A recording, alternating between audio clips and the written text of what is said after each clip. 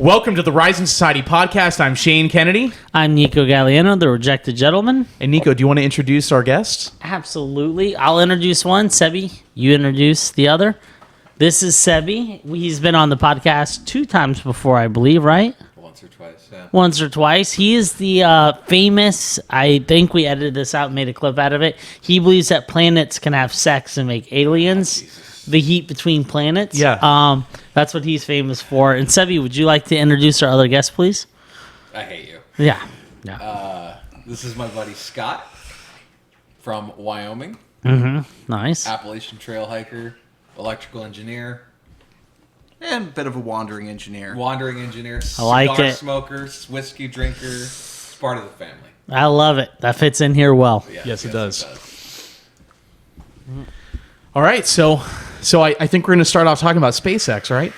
If you want to get into that, yeah. All right, Sebastian, lay it on us. Before we start, the reason that Sebi is here today is because he listened to the last podcast and he said we had inaccuracies. So he's going to illuminate us, if you will. And not just that, but he listened to it from the other side of the room. I was part of the peanut gallery. Yeah, part of the peanut gallery. He actually listened to it because he because of his occupation, we're not going to say what it is, but he is nomadic by trade. So he got on Starlink and he listened to it and he said we had a lot of inaccuracies. I don't even have Starlink yet. Just go with the story, fucker. Oh, sorry. All right, so he's going to illuminate us on everything that was wrong with it. So go ahead. So I have Neuralink, and I was hooked up to Starlink, and that fed me all the information. I love it. Yeah. Anyways, tell us your story on the rocket last week.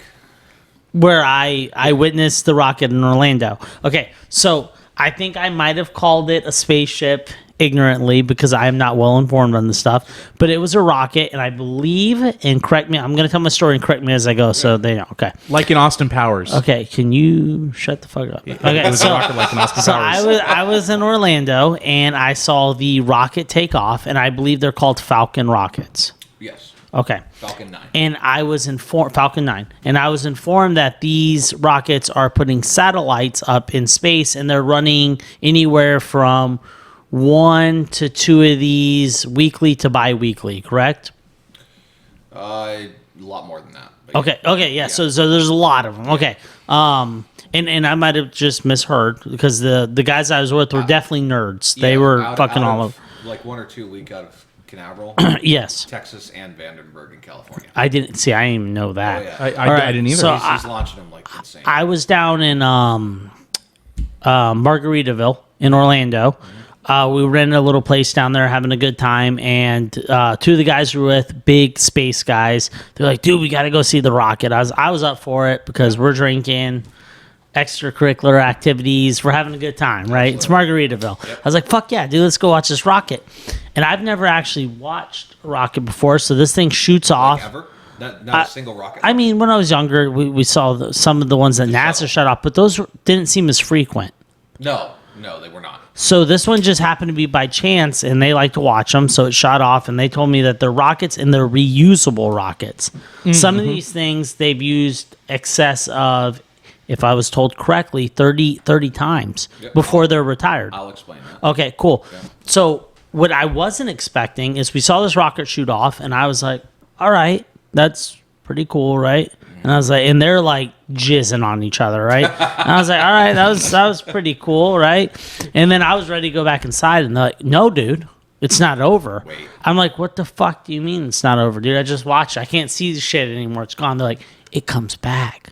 And I was like, what do you mean it comes back? They're like, do they reuse these things? So sure fuck enough, thing comes back. They told me that one of the oldest rockets was used, from what I understood, if I heard them correctly, 43 times before it was retired. Not yet. No. 34 times, maybe? Something I'm dyslexic, yeah. so it might have been 34 times. 24, 34, something like that. Something like that. I'm dyslexic, so I might have misheard them. So 34 times, and they retired it. But I asked them, well, what's the purpose of these rockets, right? Obviously, there's not people in them and shit, right? It's not going. Well, not all of them, but some of them, yeah. They're shooting satellites out there, and that's where I was informed about, and this is where you're going to bring your expertise in. Yeah. That's where I was informed about on my Starlink. Is that what it's called? Starlink. Okay, Starlink. And I was like, well, what the fuck is that, man? So the next thing I know, I'm supposed to watch a 5-minute rocket. 3 hours later, I'm learning about all this bullshit. It's an internet service that Elon Musk is providing. Yes. To where it's supposed to be. What the fuck are you laughing about? Can I tell my story? What are you doing? Well, I was just thinking about last week. Remember how we talked about how it literally rocked the world of that little tribe in the Amazon? The corn village. Yeah. Corn village. Corn village. Yeah, Corn yeah. village. Son of a bitch. First to mess up. I heard about that. Yeah, the corn village. Not even. So anyway, Sebi, because my story's dragging on, if you could illuminate us on, let's see what I did, illuminate us on my inaccuracies or what's going on with that, because I'm not well versed or You're educated. pretty much on the money. Okay. So, Do you want me to look anything up? nope, you're good. So Elon Musk. Well, I'm going to give you a little bit back history here. So obviously there was NASA. They pretty much ruled everything, right? The only game in town outside of NASA that was a third-party private industry was a company called ULA, United Launch Alliance. And they had their Atlas rockets and their Delta rockets. And they're extremely similar, just one's an older generation, one's a newer generation, right? And they've actually recently both retired. The last rocket just took off like 2 weeks ago. And the reason is for that, from my understanding, is that they were sourcing a lot of the parts from Russia for their rocket engines. And with all the sanctions, it's become extremely difficult. And they've designed a new rocket, which is literally cheaper to manufacture and launch than to try and reacquire. Less expensive. Less expensive. Less expensive. Yeah. Yeah. So, ULA for rocket launches for the better part of a decade had pretty much a monopoly with zero competition. SpaceX comes along, and by the skin of their teeth and Elon's personal investment, his own money, launching these rockets, create SpaceX. They win a extremely lucrative government contract that pulls them out of a potentially really big hole, and then they create, through generations, very fast, very, very fast, they create the Falcon 9 rocket. And the Falcon 9 rocket is the first rocket that can launch and then come back down and land. Now, Successfully? Successfully. NASA never did that. now again, he blew up 30 of them, 40 of them before that happened. Of course, just like Yeah, anything no. else. NASA never did that. No, ULA, NASA never did a returning, I don't know what that's called, but a returning rocket, a reusable rocket to that degree. The shuttle was supposed to be completely reusable, but through the shuttle system, the orbiter, through the years we learned that all this shit needed to be rebuilt on re-entry because it was just hectic on the craft, and it was too dangerous to That's not imaginable, yeah. yeah, and it's a bunch of government bureaucracy and NASA putting jobs and working the Congress and the Senate to get funding, and it was hundreds of third-party contractors that went into that. Anyways, so SpaceX is one industry. Everything's manufactured in-house. It's completely linear. 90% of everything's 3D printed. It's incredible at the speed in which they're doing things. So this rocket takes off, depending on the payload, because some payloads are huge and really heavy, some payloads are huge and really light, some payloads are small and just extremely heavy. So depending on the payload, the rocket will take off, and depending on where they want it in orbit, right, will dictate if it comes back to near where it landed, if it lands on a barge out in the middle of the ocean, because that's all the fuel that it will have to get there, or if they completely expend the rocket. Mm-hmm. So they just did one that was 20 plus launches. It was one of their oldest rockets. And I think the payload was classified, if I remember correctly, because it was something with the Air Force. SpaceX expended that rocket. But by taking off all of the things on the rocket, like the fins that bring it back and all that stuff, by getting rid of all of that dead weight, that rocket got like an extra 2,000 mile an hour because it was a hell of a lot less. Got it. So originally when they came out with this, if I remember correctly, again, this was years ago, Elon said, hey, these rockets our targeted goal based off our guess here is we could get 20 launches out of these easy, right? Well, we got to 20, and these things are in still immaculate condition. They're workhorses, right? Extremely well built, extremely well designed. They take them back, they fix or repair anything that needs, which is not much at this point, right? They turn them around and they launch them again. And then we're approaching 30, and now we realize that these exact same rockets that were originally projected around 20 launches are now good for 40 launches. So we haven't entered anything really past that, but yeah, the life of the rocket it's incredible. It's SpaceX's workhorse.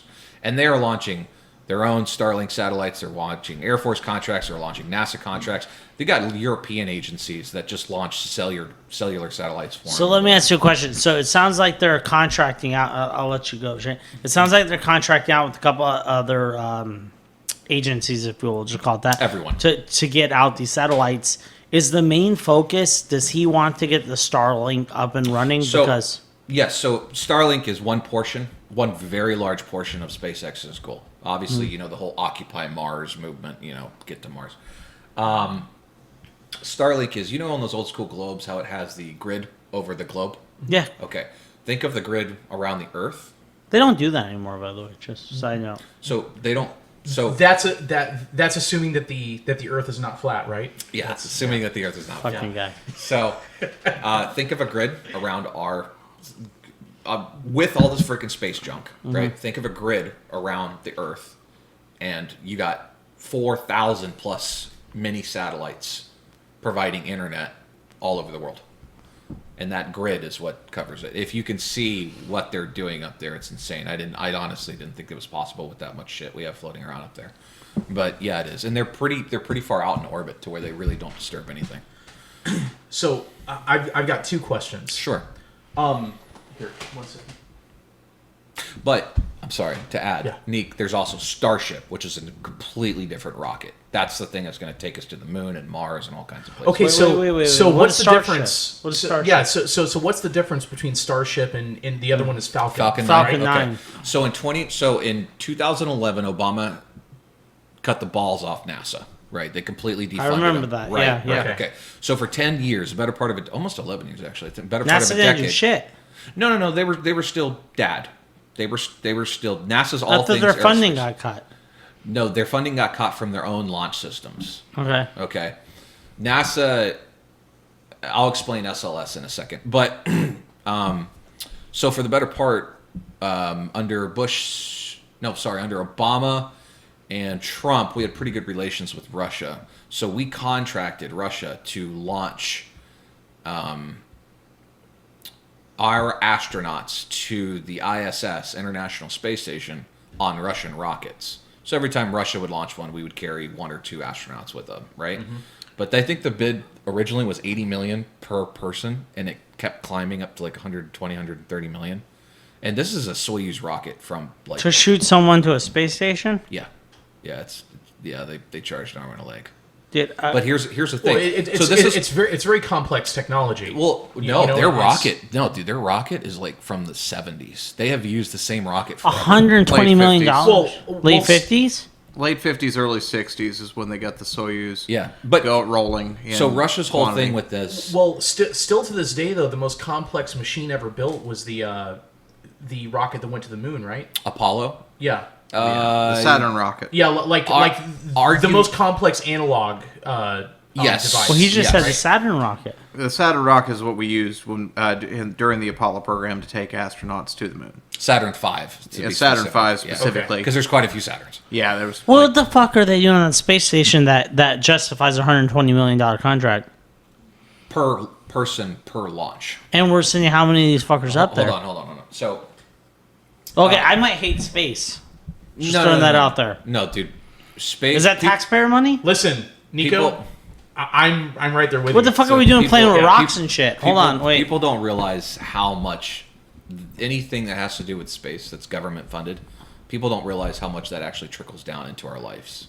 If you can't sell it in 10 words or less, then it's probably not worth buying. Yeah, sell it to me. Sell it to me. Warren I'm going to send the guy to space. Sell it to me.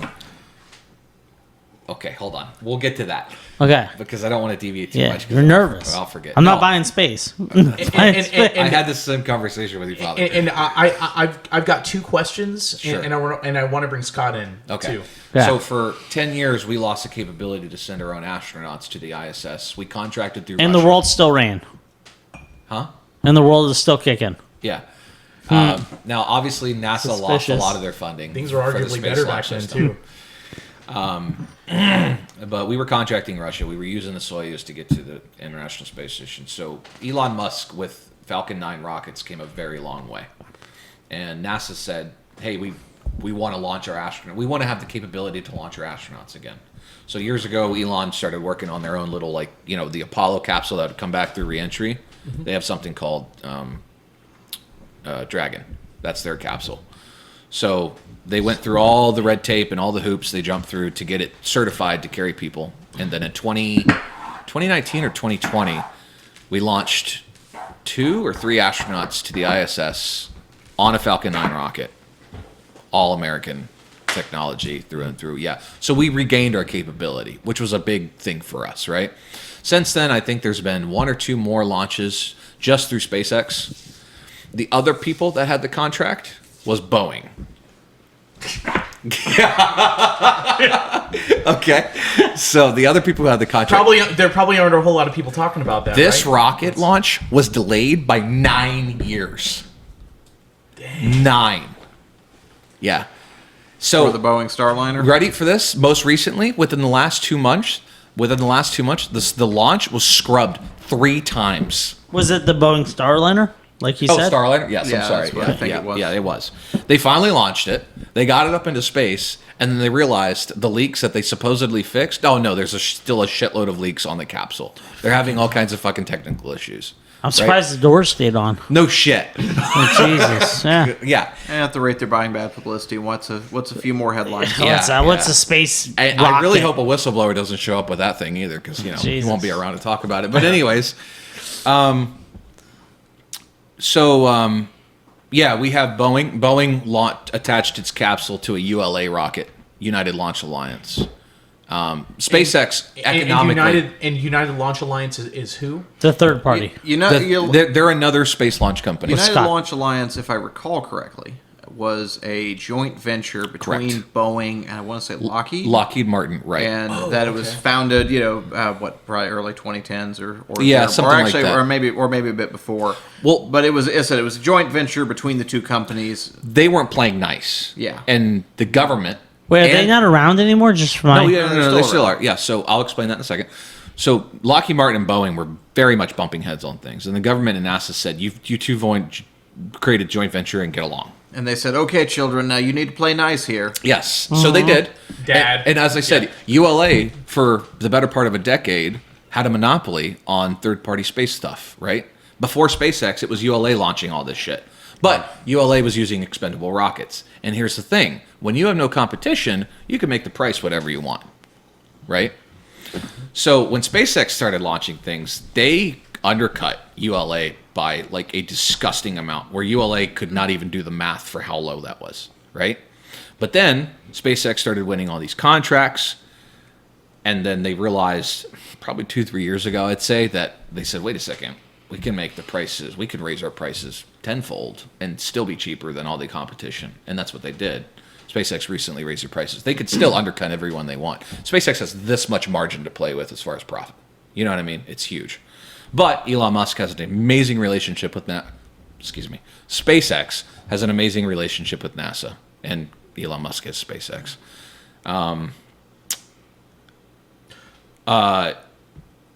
Starship, we'll get to that. But anyway, so Falcon 9 is the launch system that we launch astronauts off of every once in a while. It is rated for that. We deliver a shitload of stuff to the International Space Station using the Dragon crew capsule. We just load it with cargo. We take the seats out and just load it with cargo. It docks to the ISS, and then they get whatever they need out of it, right? Well, they also use it to re-enter Earth's atmosphere. Now Starliner will probably be that... It depends on the relationship between NASA and Boeing going forward. I haven't heard much else on that. Starship is SpaceX's rocket that's going to take us to the moon and Mars. That is an entirely different project altogether. Why are we going to the moon again? For a couple reasons. There's still a lot to learn on the moon, scientifically speaking. And also to get to Mars, the moon can serve as kind of a truck stop. Well, the Chinese and the Indians just recently went to the moon. Oh, they did. You know what? That speaking of that, I'm dead serious. The Chinese landed a. It looked like a 1980s arcade video game. Okay, yeah. So the Because Chinese- no one's been to the moon. That's why. Jesus. Or maybe we went and they didn't. No, or no one went. So China recently landed a rover on the moon. The rover collected a sample, the dark side of the moon, where we never went. Yeah. Right. Great album. Collected Yeah. a sample, Yeah, that's about all it is. and now I think it's about to come back, or it's on its way back. Yeah, I'm sure it is. And It's still in production. no, so there's a lot of rules between China and America for exchanging military intelligence and stuff, information and stuff like that. They got to make sure the videos don't contradict each other. Well, we There's a very basic threshold that they've Yeah. got to. we very nicely asked, "Hey, can we get a part of that sample?" And I think China said, "Yeah, no problem." Yeah, we need to make sure your set aligns with our set so people can't tell it's fake as shit. So I do have one question. Sure. You brought up Elon Musk before, and SpaceX, and maybe Scott could chime in on this. Yeah. Yeah. What is the difference between Blue Origin, which is the space company that Jeff Bezos owns? What's the difference between what they do and what Elon Musk and SpaceX do? Jeff Bezos owns a company. Yeah. He doesn't only own one company. He owns multiple A companies. space dude. company, you fuckhead. I didn't even know that. So wait, let's get Scott. Do you Yeah. have any input on that? Not really. I haven't studied Blue Origin in any significant That's- detail, okay. other than that, to my knowledge, that they're trying to compete for getting cargo to Contracts. space, and competing for those same government contracts that SpaceX is. They're going to be the Amazon of space. Would you have anything to add or elaborate on top of what Sebastian's already said about SpaceX? Not so far. Okay. Okay. We just want to make sure because we know he won't shut the fuck up, so you'll never get a chance to talk if we don't let. Okay. All right, Sebby, go ahead. My bad, buddy. Oh, no, I'll go find He's my too phone. much like you. Well, not like me. Yeah. Not like me. All right. So, obviously, ULA had a monopoly for a while. Blue Origin and SpaceX were head-to-head for a very large multi-billion-dollar contract. SpaceX won. Now, Blue Origin, I think Blue Origin was the first to take a rocket up and come back and land it. They were both developing the technology at the same time, but Blue Origin at the time, like probably a decade ago, was actually ahead of them a little bit. SpaceX got the contract. Blue Origin has contracts, but nothing on the scale of SpaceX. Now, are they operating from different locations, or are they operating kind of from similar locations? So they're operating like literally. So at Cape Canaveral, when you go into the entrance of Kennedy Space Center, Blue Origin is across the street. It's named after me. Nice. Yeah. And when you go a quarter mile Don't down blow the your road, mind over it, okay? when you go a quarter mile down the road, SpaceX's building is right by the launch pads. Okay. So Blue Origin is developing their technology at not even a quarter of the pace of SpaceX is. But that is a lot to do with Jeff Bezos' philosophy for how he wants to go about doing things. One of their biggest things is what was it, like gravitas ferocity or something. It was Latin for step by step ferociously. That's their motto, Blue Origins, or it was. I don't know if it still is. But Blue Origin's still a player in the game. They recently keep launching people tourism to low Earth orbit. Is that the person? Is he the one that's doing like the super wealthy people can go like into the fucking first layers of space? No, and then that's come... Richard. Oh, Virgin. Branson. that's Virgin, Yeah. right? Yeah, Virgin. Richard Branson. That's suborbit. He has one. He has a fucking. Is everyone just buying fucking? No, rockets? Of course he does. No, but Yeah. there's a big difference between suborbit and orbit. Now he launches those from Epstein Island, right? Richard Bronson. Wait, code words. We're not talking From about I'm talking from that temple thing on Epstein Island. that's the keyword. You just said it again. Sorry, Jepstein Island. Jeps, no, too close. Yeah. Think of something else. Think of fucking quick on your feet here. Holy shit! All right. Anyways. Yeah. So yeah. So yeah, that's more of like, Jeffrey's Island. Jeffrey's okay? Island. to I like keep it simple. That's more of like a rocket plane that skims suborbit and then comes back down, and people go. And that's ways from it. Virgin doing that. Correct. So all these Blue Origin's- billionaires have a fucking rockets. Oh yeah, you can go to Blue Origin and get a tour if you got enough money. But So would there's that- a long line of people though. Would the Virgin, I guess, vehicle that takes tourists and stuff to the low, it's Suborbit. called that takes them up to suborbit. Would that be more along the lines of like a primitive space shuttle? No. Like a super plane. Yeah, think of it like that. Okay. Think of it like a high altitude plane that with a rocket engine. So sort of like the Blackbird, like the SR-71 then? No. Like taking you to the level that the SR-71 would take you to? No, Or- it goes higher. Okay. It goes higher. The Blackbird didn't go weightless. Like you'd go to Blackbird's ceiling. The What Blackbird's does that mean? weightlessness. You're floating. Like you weigh nothing. Yeah, Okay. you're floating in Do space. you need for us? Are you a fucking comedian? Yeah. I know Apparently. the concept of it. Yeah. So Blackbird's the Blackbird's declassified ceiling supposedly Prick. was 80,000 feet. That was Okay. its operating maximum. Okay. I know it went close to that. I know during its testing phase, the A-12s, the Blackbirds, the first one. Mm-hmm. What is it? Not the predecessor. What's the thing that comes before it? Oh, the U2. No. yeah. U-2, that's a spy plane.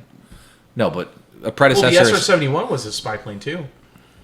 Yeah, No, it was Scott's right. high-speed spy plane. No, the U-2 is a completely different plane. What's the thing that comes before a predecessor? A predecessor is the thing that comes after. The thing that comes before it is called what? Like No, the predecessor's things come before it, and then Okay. the successor. So just the SR-71 was an Air Force Yeah, request. Scott's right, man. The predecessors before. Okay, yeah. So U-2 was a separate plane project that did the same thing. It's just the SR-71 did it at 3,000 plus miles an hour, yeah. where the U-2 is quiet and really high. It used to be untouchable. Not anymore. That thing can get blown out of the sky. Actually, it did over in Russia, and they kidnapped a pilot. And, Yeah, what like the early 60s, Yeah. I think. early 60s, yeah. I'm trying to remember. Francis Gary Powers was the pilot. Powers, If yeah. I recall correctly. You're right, yeah. But Was that 1961 or 62? I'm not sure of the exact year. I want to say it was 62, if memory serves correctly. Okay. it was crazy, too, is that surface-to-air missile, that was a lucky shot. Like, Yeah. that was way out of its operating parameters. Yeah. So, to my knowledge. Apparently better lucky than good. It's also remarkable that he survived that too. Yeah, he did. Yeah. I don't know a whole lot about. I've listened to the documentary on it. I can't recall a bunch, but there's a procedure that happens when you go down on what you're supposed to do, and he didn't follow it. Like you launch the parachute and then No, like you get rid of classified information. It's fair. Yeah. like you pull out your matchbook and you Well, you're not You falling light through him the on fire. sky trying to burn shit. No, it's just yeah. Come on, baby. Fuck. it would really suck if you accidentally set your parachute on fire. You know that would really suck. The commies are running after him. He's just eating the papers. Kids, Yeah. we can't say commies, man. All right? Fuck, we just talked. So actually, No, actually, I can't say Fun- the Soviets because that is historically Well, accurate. Soviets is Yeah. fine. so actually, fun fact: communists are excluded from the Civil Rights Act of 1965. Well, what I meant to say was So fuck communists. That's what I meant to say. No, we're good. Okay. Anyways, the predecessor to the SR-71 was the A-12, and that flew faster and higher. But again, it was like the first generation, so it had its issues. And then the SR-71 was a request by the Air Force, and they wanted all the improvements. And they extended the fuselage, and they built it out of better materials, and et cetera, et cetera, et cetera. Anyways, Virgin Galactic is basically a space plane that flies that has a rocket to power it. So that's more oriented toward tourism then. Period. Full Okay. stop. Yeah. And that's suborbital. They'll go up and go weightless, and then they'll bring it back. And what you would say is that the Blue Origin and SpaceX are more oriented toward industry. Correct. Down it's the not, road. It's not just a bunch. We're not just launching classified military satellites. Like, they're launching everything. People from all over the world are saying, "Hey, we have this that wants to go to space. We have this satellite that needs to go to space. We They're have this tool." developmental and Big time. Blue Origin Blue Origin's what's his name? What Virgin? What's Virgin? No, Jeff Bezos. That's What's Virgin? Jeffries. So just Jeffries. So you know how Blue Origin is. Jeffries is more Yeah, towards that the belongs to Jeffrey. the more like laissez-faire, Yeah. fucking public. Yes, Okay. big time. Have a good time and just Yep. yeah. But he also does do launches from third parties as well. He does. Yes. He does pick up contracts. Yeah, he has contracts. Blue Origin has contracts. No, Blue Origin's no. No, I said Blue Origin has contracts. Different company. We're talking about Virgin. Virgin? No, they're completely tourism, Oh, there to my we go. knowledge. Yeah. Now, Yeah. Did he Scott- answer your two questions? Yeah. Oh, so ULA is up for sale, and ULA's new rocket, That's Boeing and Lockheed, so they're selling their company they are selling the because they company. can't get along. No, it actually has nothing to do with that. It's because there's no money in space. No, there's a lot. There's a lot of money to be made in private industry. That's exactly No, I know. right, I yeah. knew you would say that, but to the the rest of the world, there's no money in space. Okay. Well, there's We're money people. and We're the money The people, competition and is steep. you just I can count on one hand the amount of the competition. because I can light a firework, But- watch it go up and explode, and there's just no money in that. You Now- know what I mean? It was a nice okay. show. So Scott, I've got a question for you. What advantage would you say Blue Origin and SpaceX have over NASA? And not just Good question. just after Barack Obama cut their funding and stuff, but even before. That was a brilliant move, by the way. Yeah. People crucified Obama for that, me included. And then I realized the big picture, and Because there's no money in space. no, well, what it did was it spurred a lot of innovation. But Scott, Privatized space. it did. That's exactly what it was doing. Well, privatized / private-public partnership, but yeah, the they'd still be subject to the same regulatory, same regulation body that it wouldn't have quite the same regulation body as NASA. NASA's daddy. Well, yeah, I mean NASA makes they make the final call up or down, as it Yep. were. But it does give them some. It would definitely give them some extra engineering and testing freedom that NASA perhaps might not have. Let's see. And yeah, I'm not sure exactly of the major advantages, to speak to your question. So, do you think?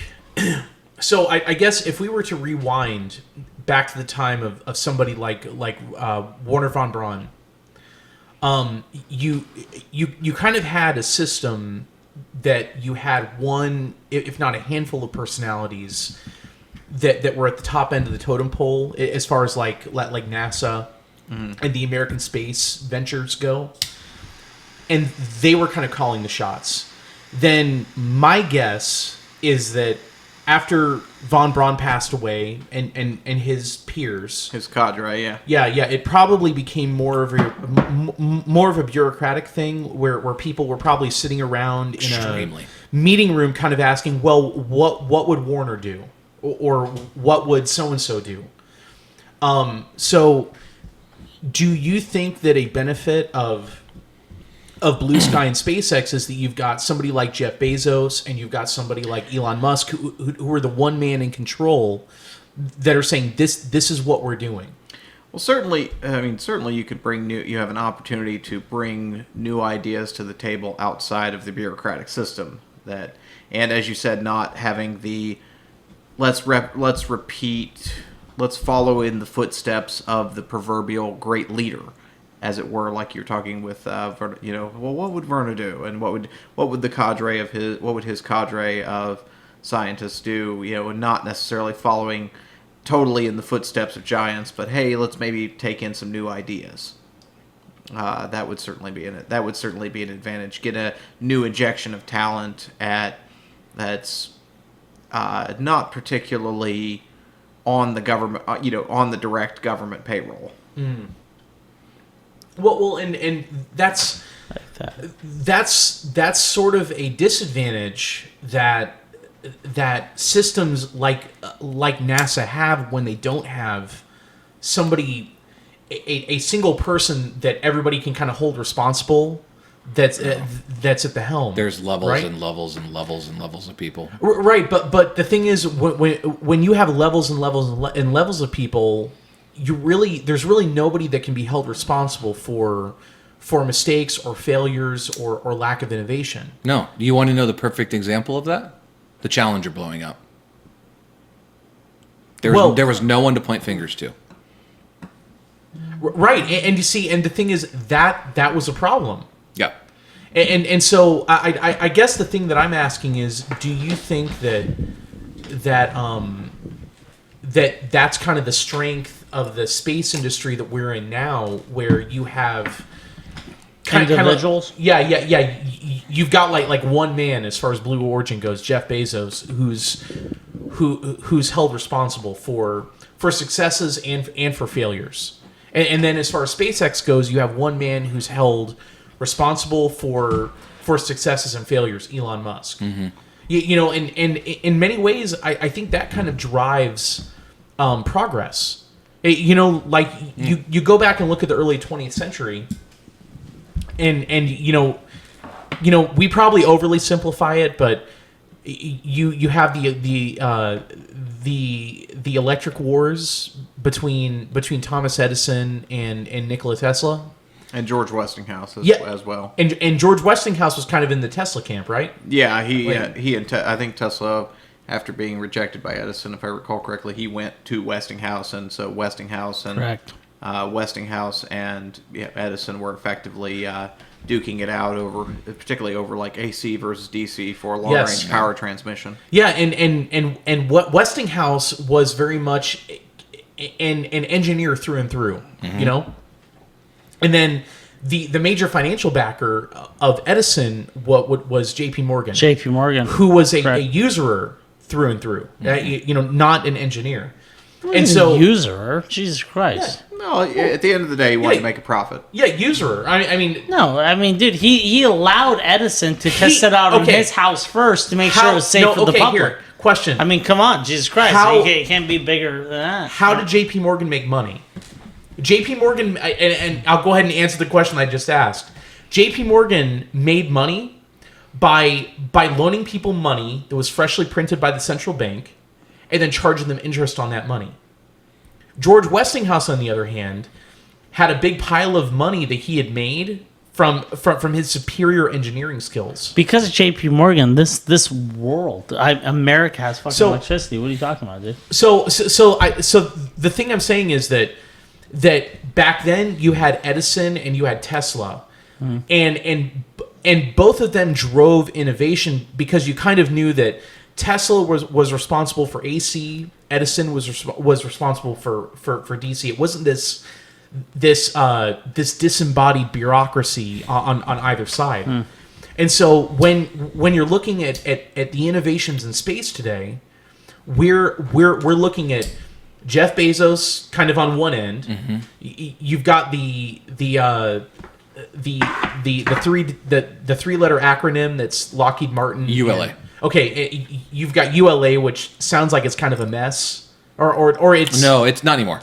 Okay, no, it sounds like it's not as innovative as Jeff Bezos or Elon Musk's projects. That's wrong too. It's not. The innovation isn't happening as fast, but they just came out with a new rocket. Okay. The only thing that was holding that rocket back was because they were actually using Blue Origin's engines, and Blue Origin was way behind on development. So they had a rocket ready to go, and they're looking at Blue Origin going, where's our engines?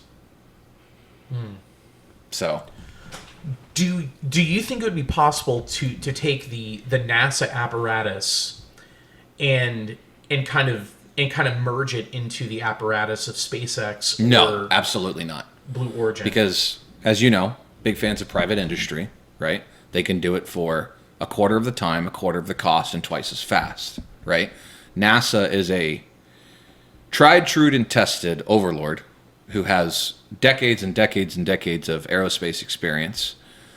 But SpaceX is a private industry. If they went to space, right? Oh, Jesus. SpaceX... They might actually be an overlord of like Hollywood production movies, but SpaceX bar none is a extremely linear in-house private industry, and they do things like a NASA rocket blows up, and you got years of backlash and development, and having to go back and get with all these contractors and rework it. A SpaceX rocket blows up. Musk goes, cool, data, build another one. Fix that, launch it again. God, yeah. And everything with SpaceX is in-house. Real quick, Shane, were you trying to draw a little comparison between the three space companies and Tesla, Edison, and Westinghouse?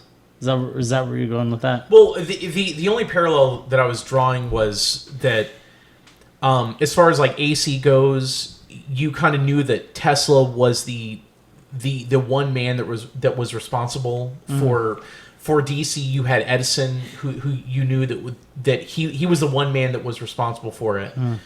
And then when you look at NASA, unfortunately today, because Wernher von Braun is dead and he's not coming back, NASA's kind of a disembodied bureaucracy, unfortunately. That's exactly what it is. But they have to be. But the thing is, that's not what they were before, right? So they always have been. It's always been a government. It's always been a government agency. But not at the time that we had Wernher von Braun and people like him were at the helm. It was still no. It was. Still, I think what you're arguing, if I may hear you correctly, is that NASA, when they started out, they carried a huge amount of scientific and technical knowledge, and there was a lot of engineering, scientific and engineering knowledge that they was a huge part of their core, and that now, as a result of the changes in the finance brought about, particularly by the Obama administration, that they've become more of just hey, we're going to be the bureaucratic overlords and decide the winners and losers of the competition, but we're going to sub out the engineering and the technical side more to private companies like SpaceX and Blue Origin and ULA. And granted, ULA was their main company for a long time. But again, they've lost. You're saying that almost like you're saying that they've lost the technical and scientific edge that they once held. Yeah. No. Sorry, go ahead. And as I said, I'm just trying to understand what you're saying, and they said that how the agency has changed from, it's like, yes, we have this mission, and also we have the core scientific technical capabilities to fulfill that mission. To we're going to oversee this, and so we're going to oversee. We have a mission, and we're going to oversee it from the bureaucratic perspective, but we're going to pick. We're just going to sub out the technical side. They're going to sub out the space side, the space launching side. Yeah. So NASA still has a shitload of projects with satellites and rovers and everything. NASA has some of the sharpest engineers in the world, right? Now, obviously, a lot of that has to be because you need to be an American citizen because it's a bunch of classified stuff sometimes. Not so much on everything NASA related, but sometimes that's the case. No, as far as their innovative and engineering wit, Scott, would you agree that NASA is still one of the sharpest things in the world, next to DARPA and all of them? I really don't know to answer your question. From my knowledge, they are. Well, don't you think that if you're a rocket scientist who's just graduated from university, you just got a PhD in physics or something, and you want to go more into the world of application? Yeah. I guess my question is, where would you want to go if you want to be involved in kind of pioneering new space technologies? Are you going to go to NASA? It depends what you're working on. or are you going to go to Blue Origin or SpaceX? No, so it depends what you're working on. So if you want to go with, like, don't get me wrong, SpaceX has their own engineering projects, and they also have the greatest engineers in the world. But private industry always pays more. Full stop. You want an amazing thing on your resume, you want to work on some incredible projects, you go to NASA. But NASA has a pace, and that is the pace of government bureaucracy, which is slow. You want to get paid a shitload of money and work on really cool tech, go to SpaceX, Blue Origin, hell, even ULA. ULA, a lot more of their stuff is done in-house. They realize that SpaceX, the linear manufacturing methods are superior. So, but they still use contractors. So innovation requires risk taking, right? Yes. And I guess what I'm kind of alluding at is that it seems like the risk taking is happening at the SpaceX and Blue Origin level, and at Richard Branson's level for rockets, and Starlink, yeah. But it seems to not really be happening all that much at the NASA level anymore. It's still happening. Like they're making so a really good example that you mentioned before are like rovers, right? Yeah. So the concept of a rover is not a new thing, right? No. So like when you're making a rover model more efficient, that's, I mean, I guess there's an element of innovation there, but that's not really innovating a brand new technology. All that's doing is it's optimizing a technology that we already have. In other words, to put your words a little bit differently, are you going for an evolutionary change or a revolutionary change? Like revolutionary changes. Yeah, like that. That's a perfect way of putting it. Yeah. Perfect. I couldn't have put it any better myself, and obviously I didn't. So No, you're pretty sure of that. NASA, as I said, has a lot of contractors. They're still developing in-house, like, cutting-edge stuff for space, right? But as far as, like, rockets are concerned, SpaceX and Blue Origin are moving at such a rapid pace, it's so hard to keep up. Do you just never jump off NASA's balls, will you? So, in other words... I love NASA. We wouldn't be here without them. To your point, Sebastian, you are saying that NASA is focusing more on the cargo... Oh, like, here's what we actually want brought to space, and also the experiments that we want to be run. Correct. And things like, and that's where their area of innovation and specialization is, rather than the actual launch systems and the delivery systems to get it to space or to the international Space Station. Correct. And so it's almost like a specialization and division of labor, as it were. Whereas they're more where NASA itself's become more focused on the experiments and the cargo and the astronauts and getting them, and then they're not worrying so much about the delivery systems to get them to space. Correct. As I said, it becomes more of like a division of labor. Yeah. But all of, like, to even go further into specifics, all of the astronauts for SpaceX, and these are all former NASA astronauts, and NASA's still handling, like, the training for all these people throughout the world and et cetera, because the European Space Agency is very much a stepbrother to Well, because Europe is essentially our bitch, right? Like Museum of bygone times of glory. that's Yeah. that's exactly right. I agree with that. That was well said, historically Yeah. speaking. Yeah. Because like Spain, France, Germany, Italy, they were incredible countries. Incredible civilizations. Did you say England? At one point? Oh yeah. Well, I didn't hear you say England. That was weird. so the UK, I guess maybe you could call them a Well, they're the a overlords of civilization Ireland, at one time. Scotland, and Wales. And Well, I would not call them the Overlord. overlords of Ireland. Never. Never. So here's a really funny thing. NASA proposed a rover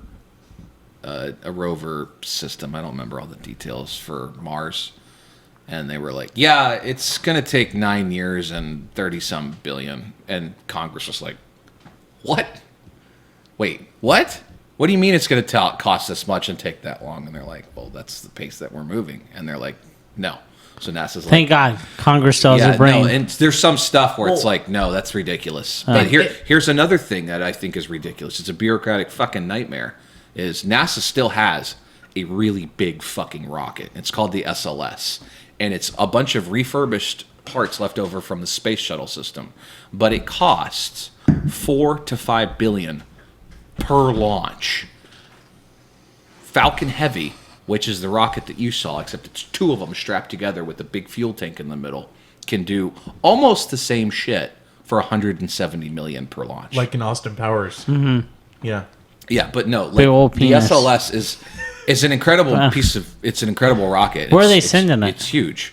That is, it's up in the air right now. That is going. They They're don't just know. shooting it out in Yeah. space. No, well, it's the SLS has a very unique payload configuration on what it can carry, and it's going to be part of all the missions for building the lunar bases and the orbiting space station. The lunar bases. Yes, we're going to build a base on the moon and an orbiting space station around the moon.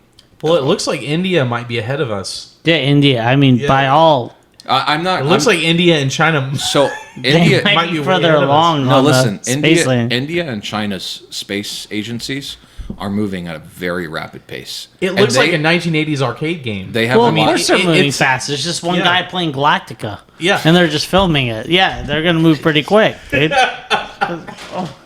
Why did we Like- come here? It's just- Anyways, Why did I come to Earth? Why did you come to Earth? Oh, I ask myself the same question every day. yeah, no shit. Why did I even bother? Okay, so ultimately, what do we hope to gain by going into space? Like tangibly, not some bullshit thing like, oh, we're gonna learn a new Well, dude, this is physics space. equation or something. This is space. You could have developed a smartphone without going to space. How? Just by developing the smartphone the way that it was developed. Look, Because I'm going to say this. basically Steve Jobs went to China and just ripped off and Xerox and ripped off a bunch of tech from all of them and put it all together and created the smartphone. I wish I had some examples. I wish I could recall these things. But technologically, the creature comforts that we take for granted today, all of our All developments, space. That's what I'm trying to tell this fuckhead. has been on the backbone of space.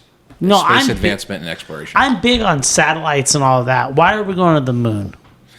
As I said, it's going to serve as a pit stop for further missions. And again, Missions to where? There's still a lot to learn on the moon. Where are we going? And granted, we have not To Uranus? exactly explored the moon in any great detail. No. We have, okay, great. We put some astronauts on there. They collected some samples. They drove around on a lunar rover. I forget which astronaut it was that just brought a couple golf clubs with him just so he could see Yeah. how far he could hit it. Yeah. Hit it with a 9-iron.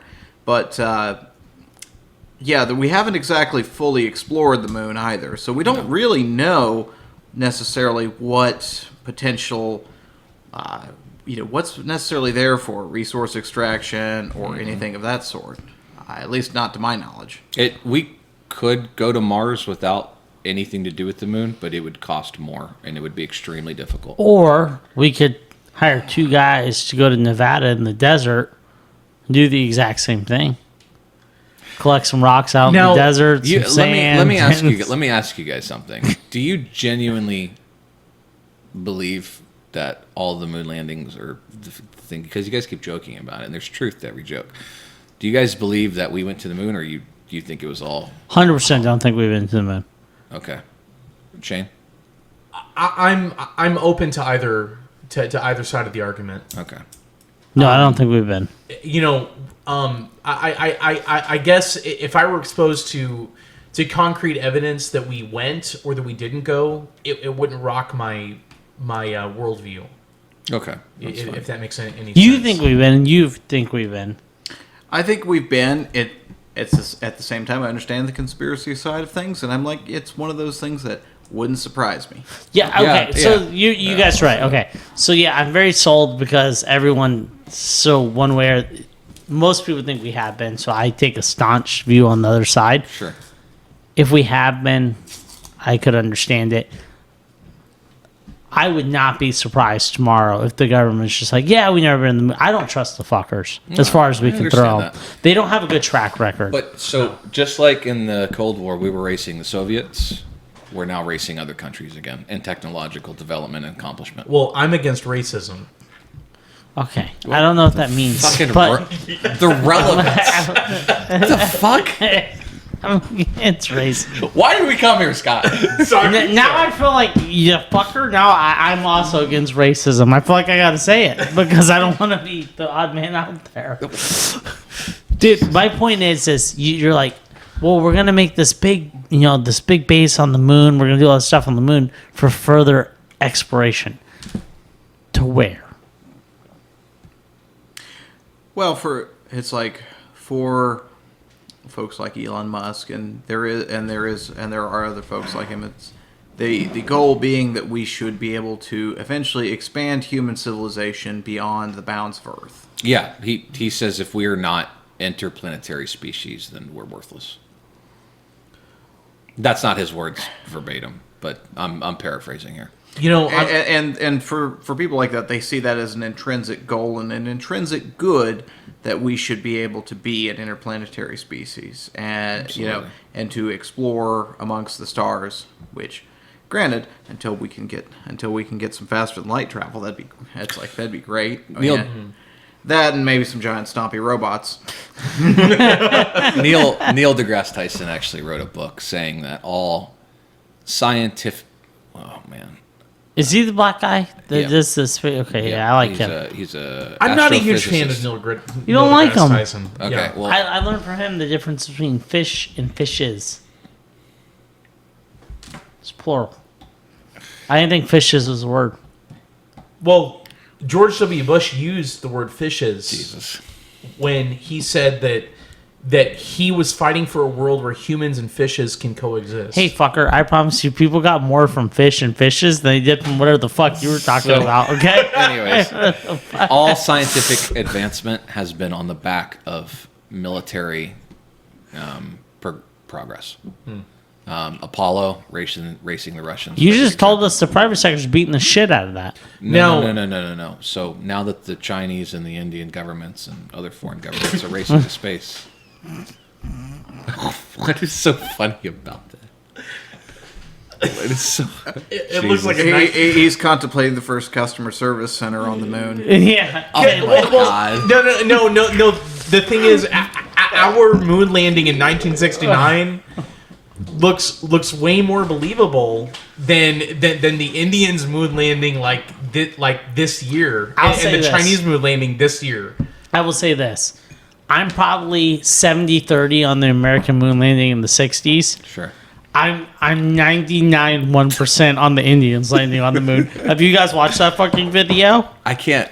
So Dude, the rocket's neon green and it has like fucking lights in the background. Yeah. Dude, I was like, come on, dude. It looks like a fucking Queen video from the 80s. Yeah, Stop. dude. Yes, exactly. There was I think it was India or China. I don't remember which one it was, but It doesn't really matter because both are equally believable. they landed a lander like a lander on the moon.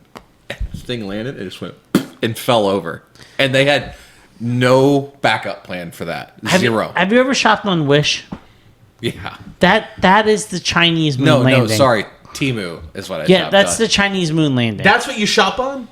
I bought a few things off. You're getting scammed if you go on Temu. Oh, Yeah, okay. dude. All right. Some would say you're a cheap bitch. Not me. Some. It is cheap. That's why I was fucking shopping Just there. saying, dude. Mostly by exploiting a small loophole in the U.S. In the shipping. Yeah, and I guarantee you And patent some laws. child labor thing happened overseas So- for it. Whoa. My- Keywords. little people labor laws. Now, my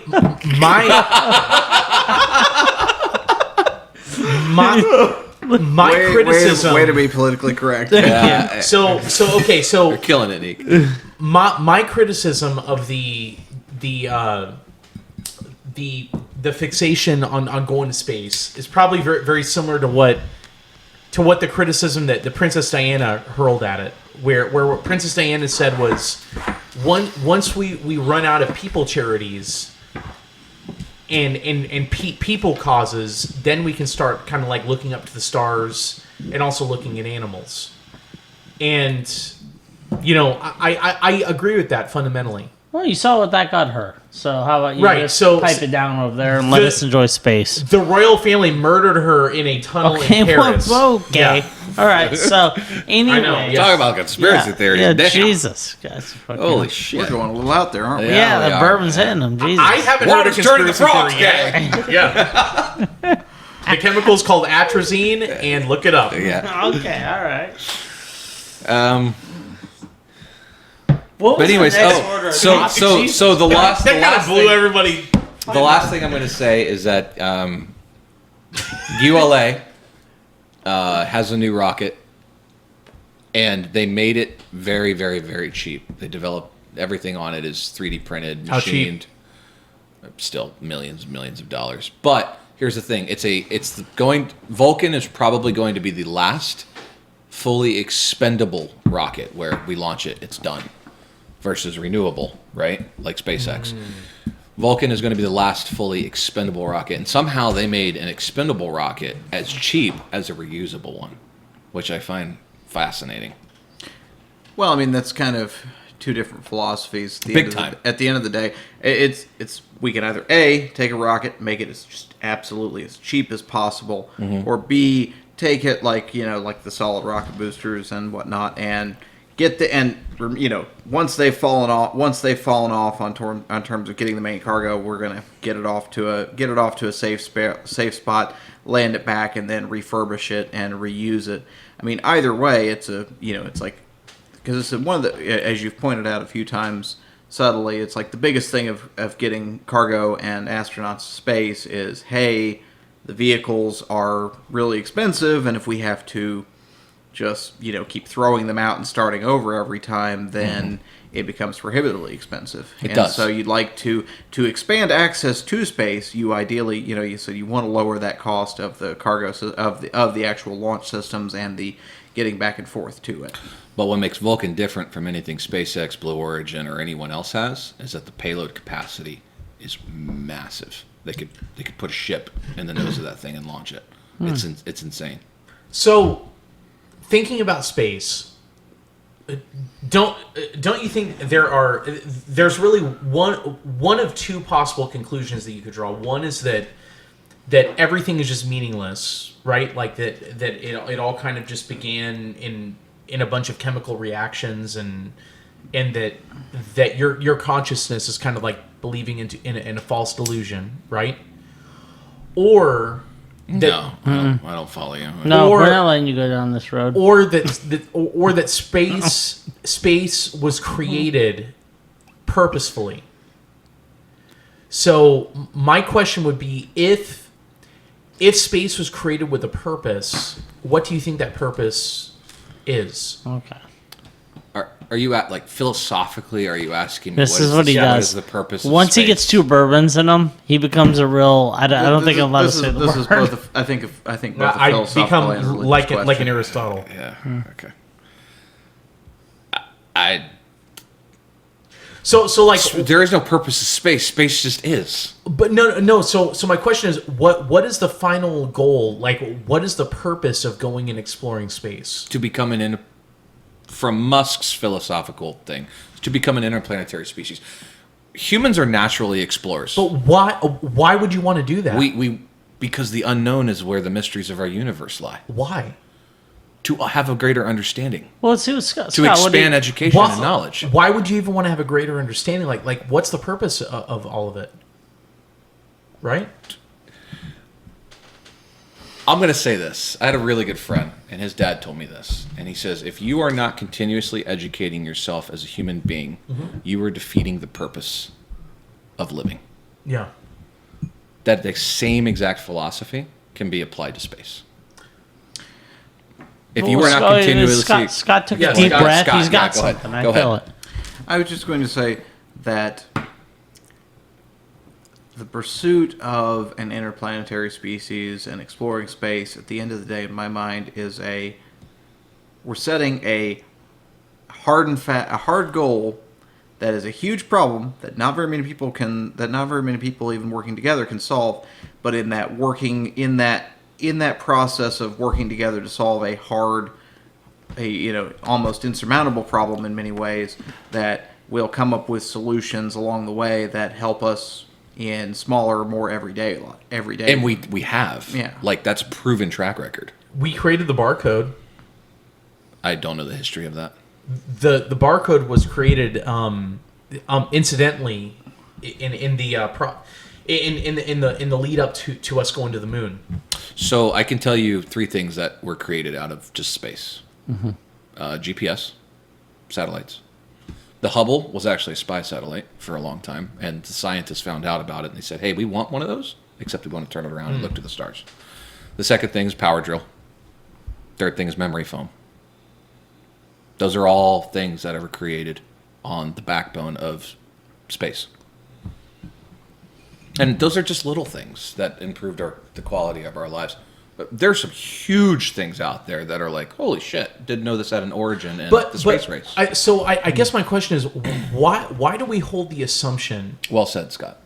Why is it that we hold the assumption, or not everybody, but I would probably say most people hold the assumption that us spending billions of dollars to go into space is a better allocation of resources than like feeding hungry people.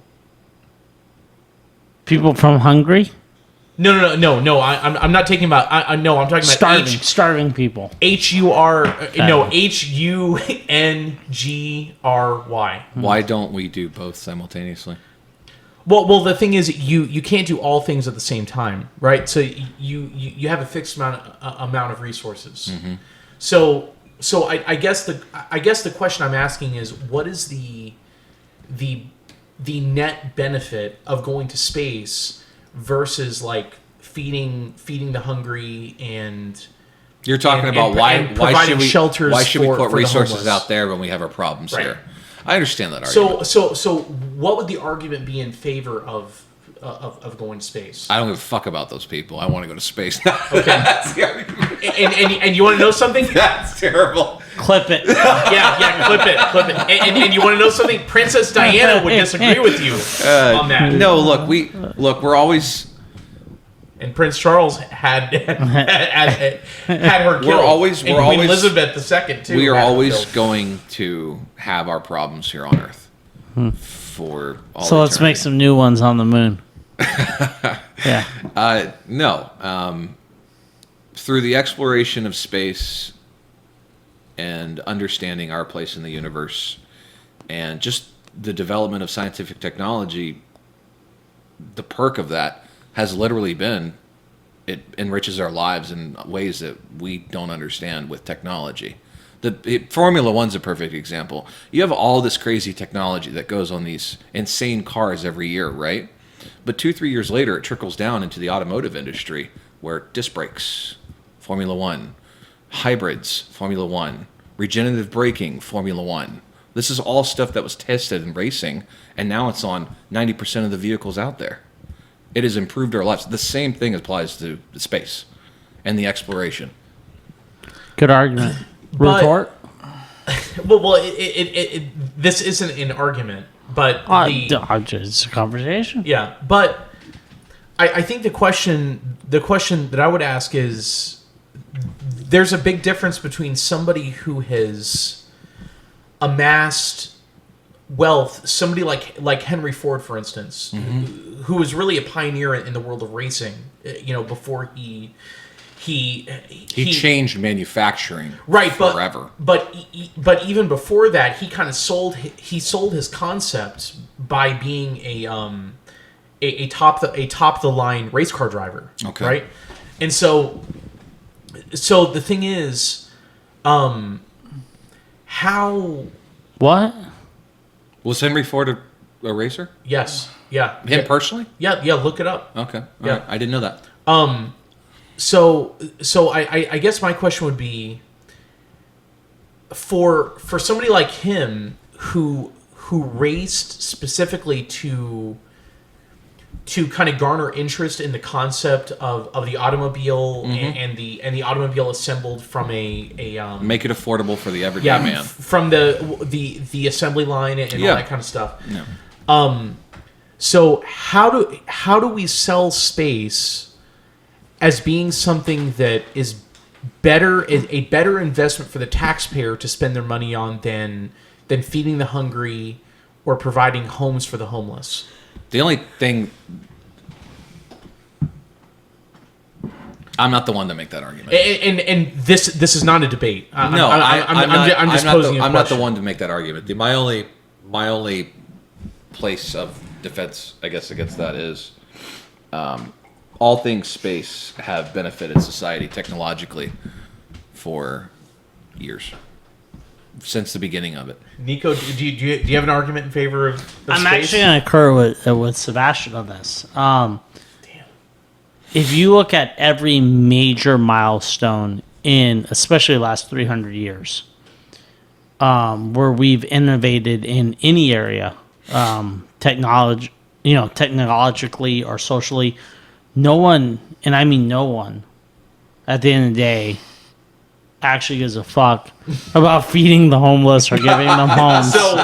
So I don't know what kind of argument that is, because people use that as a mouthpiece for egalitarianism. We're like, oh, how do we feed the homeless? How do we do that?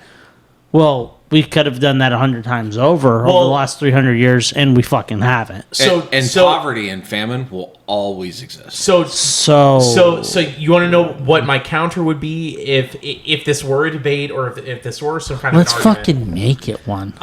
So what my counter would be is that we about 95% of the technology that we have today, it's just optimizing innovations that were developed in the first half of the 20th century. And in the first half of the 20th century... I don't disagree with that statement. And in the first half of the 20th century, we hadn't gone to space yet. So like, the developments that we can attribute to, like, the microchip, those are all... That's all Space. optimizing the transistor. Space. But no, Sebastian. The simple fact is that no, Sebi. Listen. The simple fact is that technology was developed before we went into space. Now, I understand that, but that technology enabled us to go to end up going to space. We have never made from the time Werner von Braun launched the first U-2 rocket. V2, thank you. Well, V2 rocket to landing on the moon was a 60-year time span. Well, not a V2 for that. No, that was London. For the record, von Braun was originally a German nationalist, but he was not a German nationalist whenever he came to the United States. I have a funny story about that. So, to better quote Tom Lehrer, the rockets go up. Who cares where they come down? That's not my department," said Werner von Braun. So, to quote Tom Lehrer, I actually really like von Braun. From the first launch of the V2 to landing on the moon, we have never made, in the history of humankind, that big of a technological advancement that fast. 60 years. All the shit that came off that trickled down into our lives in ways that are far beyond our understanding. You edit this. Fact check that. I don't think that's true. Okay. Well, so the thing is... Hold on. What's your argument? You said we never made Not that leap, no. In 6 years? In that time span, correct.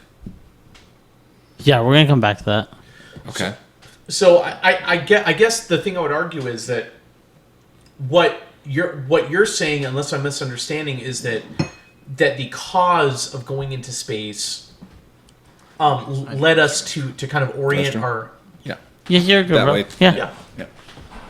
Do we want to pause? No, we're good. Keep rolling, dude. Okay, keep rolling. We will. We'll do it live. But yeah, do it live. Yeah, we'll do it live, like Bill O'Reilly. Don't name drop. God damn it, dude. Yeah. Don't blaspheme, man. Oh, I meant, gosh darn it. Yeah. Anyways, Yeah. Go ahead. Damn Bill O'Reilly. Go ahead. No, but I think what you're arguing is that the cause of going into space gave us kind of a common project to orient our technologies toward and to kind of optimize efficiency toward. But what I'm saying is that not much was innovated in the effort to go into space. There was just optimization that happened. I don't agree with that. Technologies came out of the Apollo project that never existed. Well, and I'll give you the barcode. Oh, give me... Yeah, I didn't. I asked about that. Go Yeah, I'll concede the barcode. But... You concede more than that, though. No, enlighten me on the barcode, because I don't know. That's what I'm asking. Well, so they actually used the barcode because there were so many individual components that were used. Because remember earlier I mentioned that the Apollo rockets were the most complex analog machines ever developed in the history of mankind. Single component, which is millions, every single component had a serial number. And what they found, because there were literally tens of thousands of those individual components that they had to keep track of, so they ended up developing the barcode in order to keep track of all the components that they were required to keep inventory of, and I didn't know that. On hand That's fascinating. and everything like that. Yeah, I didn't know that. But what I would argue is the underlying technology behind even the barcode was not an innovation as much as it was just an optimization. Okay, I see your argument. Because so the thing is, what I guess my fundamental argument is that who gives a fuck? Optimization, innovation. What are you talking about? We're talking about two totally different things. No, we're fucking not. Optimization and led to the world of consumerism that we live in, where you fucking go to the goddamn grocery store and buy that shit. What are you talking about? No, listen. So optimization would be going from like a 64-bit video game system to a 128-bit video game system. That's optimization. Which completely changed it, dude. You played GoldenEye in the fucking 90s. What are you talking about? But a revolution is developing the transistor.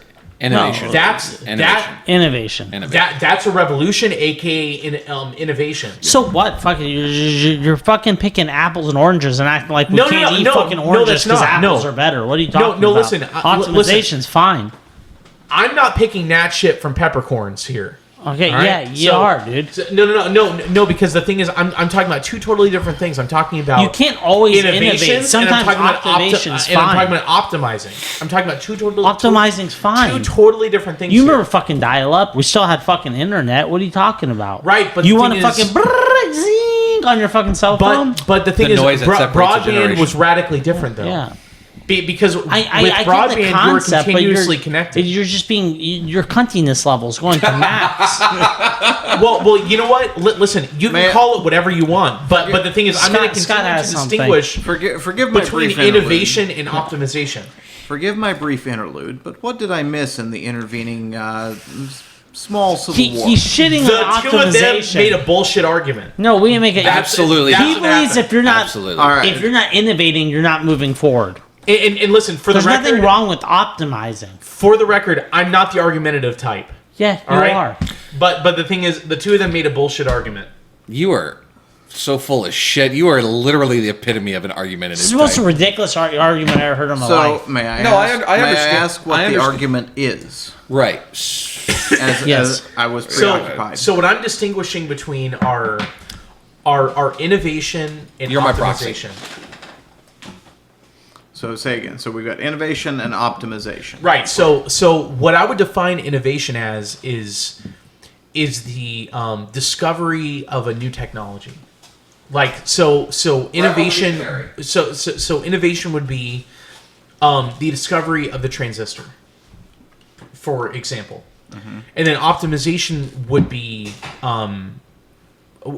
turning that transistor into a microchip. Okay. Because it's the same underlying technology. And what I would argue is that we really haven't had much in the way of development of new technologies in the past, like, century, maybe 80 years, as we've had just optimization of previously discovered technology. Okay. And to what point you're making that argument? To what end is that argument being made to? Well, so what I'm arguing to Sebastian is that going to space is not helping us discover new technologies. What it's doing is, at most, it's helping us optimize currently existing technology. Okay, that's a fair argument. I get your argument. 0 to 1, 1 to N. I know the fucking argument. My point is if you have a fucking washing board and then they come out with the damn washing machine. Washing machine's different from the washing board. 100%. But it's not a new fucking technology. It's the same concept. No, in that case, it's a new fucking technology because the washing machine is based upon it's really based upon alternating current. everything we're doing right now is going to be optimizing for the most And the part. washing board is not based on You alternating can't current. name a time in history where the majority of advancements weren't optimizing. You fucking prick. You're just picking modern. No. So the thing that no. The thing. Yeah. The thing that I would argue happens in history typically is you have a brief period in time where you have an explosion in the discovery of new technologies. Then you have a long period of time that follows where humans optimize that technology. Okay, I agree with that. Okay, you're right. So what I need you to do is I need you to take a long fucking nap.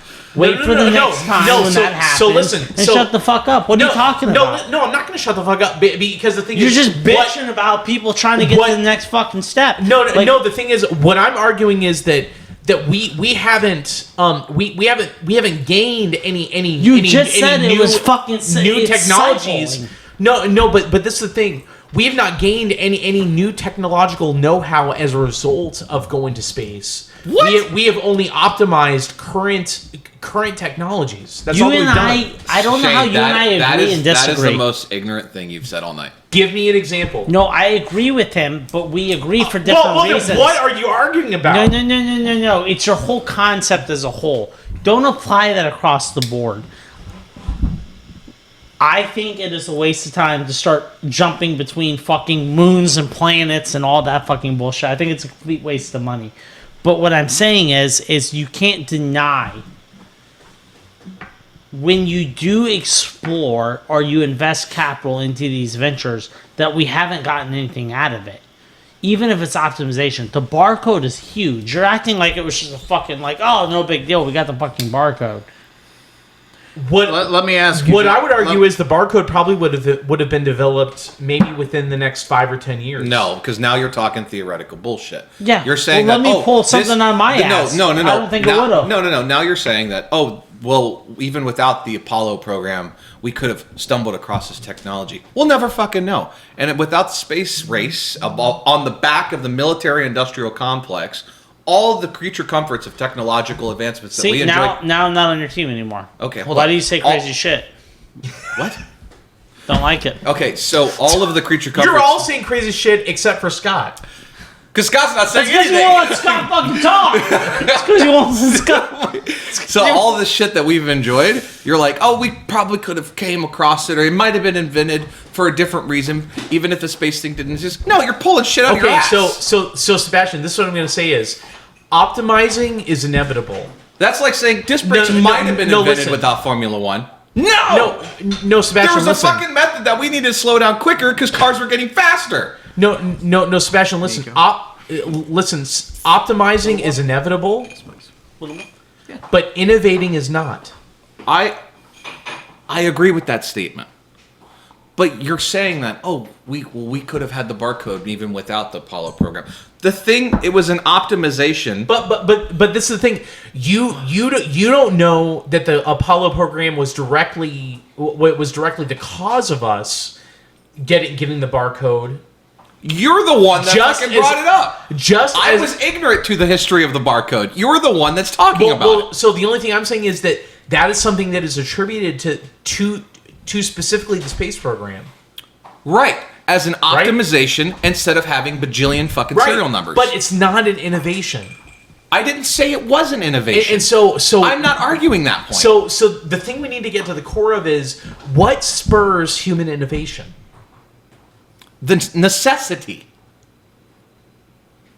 There were thousands of years that we had necessity for innovation that no innovation happened. Because we didn't have the resources or the technology or know-how to do that. Listen, we have a lot of technology, a lot of know-how, and a lot of resources right now in America.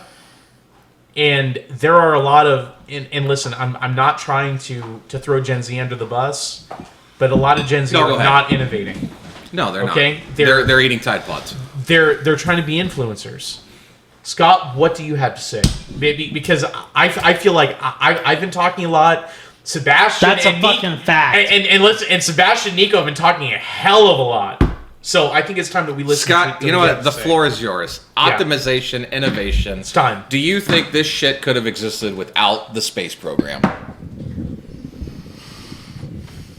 What a loaded question. That fucking face is literally, why am I here? What a loaded fucking question. Yes, Scott's like, I'm damned if I do, and I'm damned if I don't. No. He fucking created the parameters of this stupid ass argument. So by all means, Scott. Well, By all means. and also as an engineer, I sit here and I go, okay, so what's the question again? Give me the straight question. I will ask the. I will ask. I would like question. the word. And I'll correct the question if it's not correct. Sure. And then I'll give my Do opinions you on think that question. all of the innovation that we have benefited from the space race, from the fucking V2 to where we are today, and all the technological creature comforts that we benefit from today, could have been invented, would exist without the space race on the back of the military-industrial complex? It is possible, But unlikely. but not probable. Yeah, suck a dick. Anyways, thank you. Okay. Wait. Don't suck that dick yet. Hold on. So Scott. Wait. Now that's listen. As I said, the problem is we don't seem to live in a multiverse where we can explore that possibility. The multiverse is bullshit. We can't seem to explore that. Not according to math. In an observer role that would allow us to know for sure that these inventions that You know what? Scott, Actually, my let me rephrase question- that. Not according to theoretical Hold physics. on, Scott. My question to you: would you say, just unequivocally, that optimization of technology is just as important for modern day life as we know it as innovation? I think. Oh, sorry. I Scott. apologize. Yep, Scott, go ahead. Hold on. I'm your not name saying Scott? your name Shut up. fucking No, it is Scott. not. No, okay. You're fucking with him. Okay. Yeah.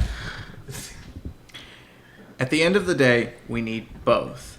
We need both the innovation to create new technologies, Correct. and we need the I agree. we need optimization of both existing technologies, and then of course when we get a new technology, further optimization on that. So optimize. we need both. I don't know what necessary, and I suppose the weights of which you would apply to the importance thereof would be situational. It would depend upon the technology. It would depend upon the circumstances of the people developing said technology. You can suck that dick now. Can I piggyback off you? You can Listen, suck- Princess Diana was right. Hey, listen. All right? Listen, Alex Jones. So, I think that it is possible to hit a technological plateau in optimization, and to get beyond that, you need to innovate. Well, if you hit a technological plateau, you're not optimizing. No, you can't hit the technological Yeah, it means you're plateau. fucked. Yeah, so So a plateau means that there's no difference. There's just No, as in- indifference. Which means that you're not continuing to optimize. No, as in with the optimize. technology that we have, we've optimized it to the point Which of means where that it allows Princess it. Diana was right. Why do you keep bringing up Princess Diana? Hey, man. You gotta let her go. You know? Oh shit! You just watch a documentary on this or something? No. Fucking read an article No, earlier listen. this afternoon. This is bullshit. No, Sebastian, listen. Every single time that you deny that she lived and that she was murdered. we don't pretend she didn't exist, you fuckhead. We're not over here like conspiracy there's like Princess Diana never existed. We gotta optimize. Like no one's fucking saying that, man. What? Oh, thanks, apropos of nothing. Yeah, what the Fucking fuck, dude? And I'm playing a lot of devil's advocate because I do agree with Shane on a lot of this. Yeah. But the way you Keep making your crazy ass arguments. In other words, you're saying his arguments are garbage. no, they're not Or garbage. not garbage, but the methodology. You know what? You're right. is They're not poor. garbage. Yeah, they're just a steamy He doesn't pile of put dog enough. shit. I do agree with Shane on this, and I am playing devil's advocate a lot, even when we argue. He doesn't put enough weight on the importance of optimizing current technologies. I put plenty of weight on you optimizing don't. technology. No, but, you don't. But, I read but Peter the thing Thiel is, too, fucker. I can quote people all goddamn day long. This No, is stop. no. Listen, this is the thing. Okay. Listen. The simple fact is that optimizing and innovating are two totally different things. No one's disagreeing with you. And the thing is, we haven't done very much innovating in the past 80 and years to a century. Don't say 80 years, fuckhead. No. Well, and The last listen, 40. and this is disagree the with thing. that. For I us disagree to with that. for us to try to attribute our fixation on space as being responsible for some kind of innovation. This is the guy that's like, cars aren't important. The caveman made wheels. It's like, come on, dude, Jesus. My question is, where are the innovations in new technology, not optimizations? That's what they're trying to do. And the thing is, the only thing that Sebastian can give me is something I already gave him, which is the barcode. You're the guy that's going to bitch about... I haven't given you the barcode. You gave me the fucking barcode. Yeah, well, that's what I just said. Is that is the only thing you can give me is something I gave to you, which is the barcode. No, you're the guy. The barcode is just an optimization. That's not an innovation. 3. You're going to bitch about Web 3. You're going to bitch about artificial intelligence. I don't even care about Web 3 or AI. Let me ask you a question. Do you think that you can optimize, and then you hit a technological plateau with that technology, and you're forced to innovate? That's where we are right now, dude. The next step. I do believe that you can, and we can see that in the march towards smaller transistors. Yeah. And that's literally what I was thinking of. Yeah, that's and now, granted, there have been innovations in that, like when we went to FinFETs. Well, in 2013, we thought we were done. Yeah, we thought we were done in terms of optimization. In terms of optimization of the process nodes and getting the transistors ever smaller. And then, of course, now we've moved to FinFETs, and then there's a push towards, do we go to other microelectronic, other forms of microelectronics to build the MOSFETs in a different way that again reduces the leakage current and things like that. But to really get over that hill, we would need innovation. Well, it's like there does come a point where you get it's like in terms of you can there are things where you optimize to a point and you go, man, this is a huge hill, and how do we keep optimizing? And I guess as the question and the crux of this argument, as I'm understanding it, is the question of which is more important of the is it optimization or I think they're equally as important. Well, no. The thing is, hang on. What Sebastian's argument? Oh my god! To begin with, because Sebastian wanted to turn this into a big debate thing. Wait, it's not a debate thing. No. The thing is, say that. No. Listen. Big fights. Dude. No. Listen. He spews some bullshit in someone else's mouth and then says, "I have an argument for you." What Sebastian's contention at the very beginning was that we go to space to develop new technology. And the only thing say that. I said the only thing I'm saying is a perk. Yeah. No, I said technology is a perk from the space. You said that was a reason to continue it. Sure. Yeah, and so what I would say is that it's a non-existent perk. Well, to bring Scott back to this, if I heard Scott correctly, and I want to translate this correctly because I don't want to put words in your mouth. He's the most sensible one between the two of you. So what I heard Scott say between innovation and optimization is that Shane can keep sucking that dick. Yeah. Screw you, dude. Yeah, just optimization and innovation are equally important. Shane, there's a refrigerator over there. You can pull out a hot dog and just suck it. I don't have hot dogs because I want to put that fucking shit in my fridge. You're eating carnivore right now. Yes. Not hot dogs. Well, then just suck on a piece of meat from in there then. Okay, I hate you. Okay, anyways. There's nothing wrong with optimization, and I do agree with Shane that over the last 30, possibly 40 years, it's been a lot of optimization. That has drastically changed our lives for the better. Hold on, but 90 years... Drastically changed our lives for the better. But 90 years and 30 or 40 years are two entirely different things. Because he's a fucking idiot. Yes, I agree with you, yes. All right, thank you. No... Listen, Shane, if I could have a time machine and you go back 90 years and 48 hours, you'd come back and be like, okay, that was fucking miserable. Give me back all my comforts in technology. We have innovated and optimized a metric fuck ton. But to be fair, if you make time travel, that's innovation, Sebi. That's not optimization. My bad. Thank you for the correction. Gentleman and a scholar. And I can tell you one thing. I said corrected. And I can tell you one thing. Based upon past events, time travel would not be the result of space travel. Actually, you might be wrong there. No, because the thing is, going to space has not helped us develop any new technology. It just helped us to optimize. We have theories that black hole. That's not true. That's very not true. We know that it can circulate on itself. You know what? You can have you could shoot through it instead of going around it. You can have all your theories that you run that you want, and Princess Diana was still right. Sebastian? Get fucked. Thank you. Dude, even Scott's done with your bullshit. Yeah, no shit. Okay? All right, Scott. We do got to start You're rounding literally, this up, though, you're like gentlemen. arguing for arguing's sake. No, you're not no, even. I'm not. We No. do got to start rounding it I mean, up, though. it is entertaining, but Yeah.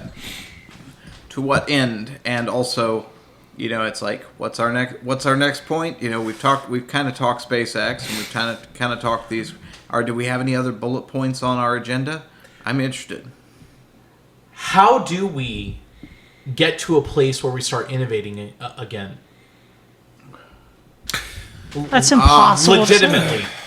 I'm not saying that as a point of argument because I've already won the argument with Sebastian. You didn't win shit. Yeah. Oh, yes, I did. You know, So, you want to know? I know we argue a lot, but he did whoop your ass there. No, he so yeah. fucking didn't. Get the fuck out of here. Yep. Devil's advocate my ass. So here's a perfect example of what you're trying to say, where we really haven't innovated. When Steve Jobs was alive, a lot of innovation happened.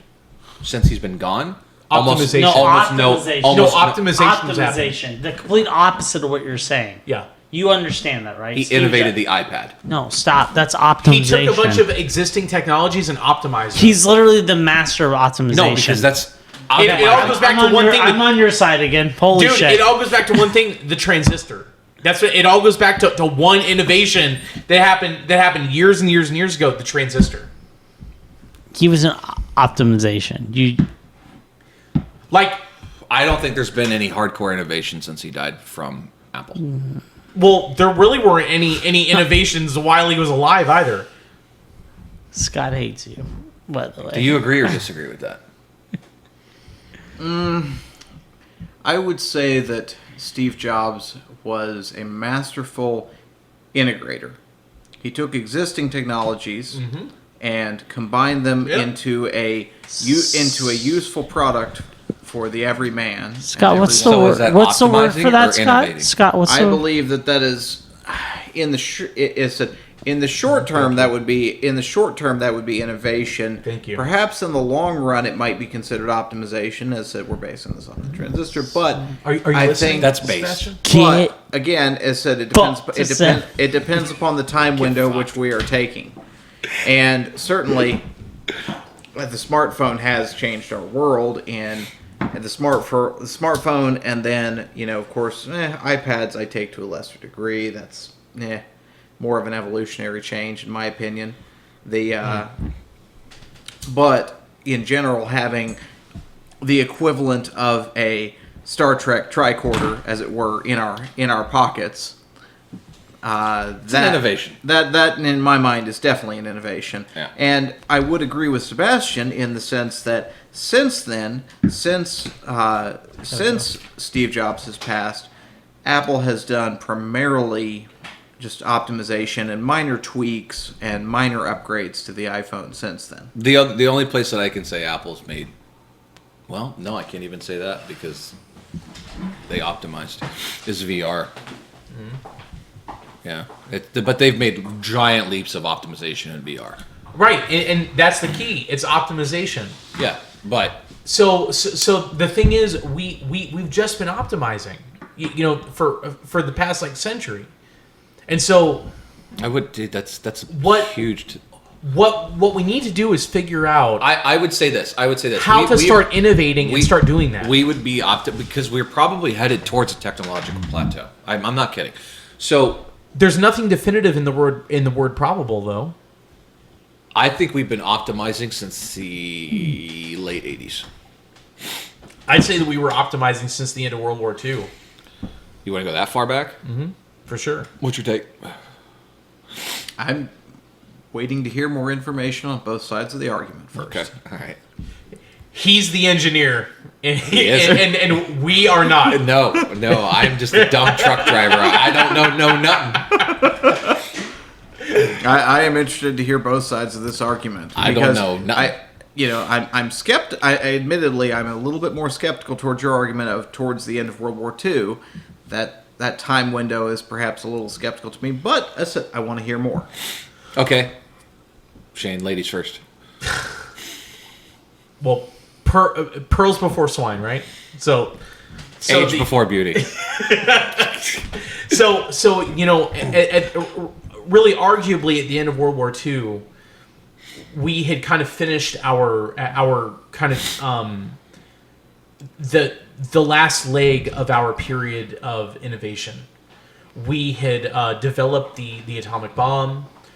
We had kind of solidified our theory of the atom, and that's all kind of what our current framework is based upon, right?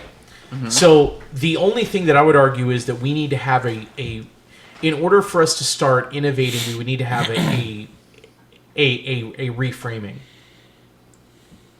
What's this reframing consist of? Probably a new theory of the atom, a new theory of physics, a new theory in general of reality that's more in line with what the reality is. Well, you're making a definitive statement. What is the reality? That I don't know. That will be the real innovation. You can't put guidelines on what innovation is and then not have a definition of what a fucking reality. No, you can't make a stipulation of what reality is. Dude, you're literally saying no.